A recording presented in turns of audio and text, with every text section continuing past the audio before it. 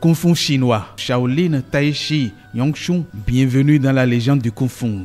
Un des 5 sous-thèmes de l'exposition des œuvres créatives et récréatives de la Chine.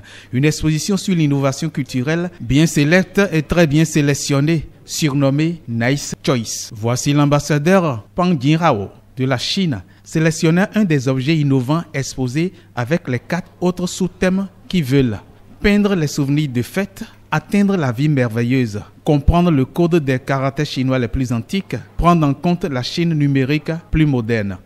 Ce sont quelques innovations technologiques en culture chinoise, proposées et exposées par le groupe d'animation de Chine, une filiale directe du ministère chinois de la Culture et du Tourisme.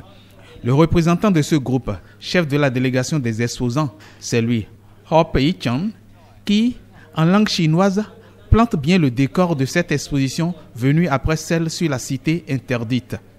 Tel un commissaire-priseur, en langue française, Wei Jun, conseiller culturel de l'ambassade de Chine au Bénin, fait un exposé magistral à l'auguste auditoire constitué tant d'acteurs culturels du Bénin que de personnalités diplomatiques en poste au Bénin, comme l'ambassadrice Lucie Tamlin des États-Unis d'Amérique, ainsi que le conseiller culturel de l'ambassade du Japon au Bénin.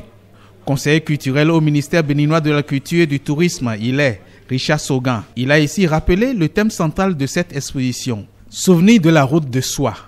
Une route parcourue par les 230 d'œuvres provenant de plus de 30 musées, galeries d'art et institutions créatives de la Chine.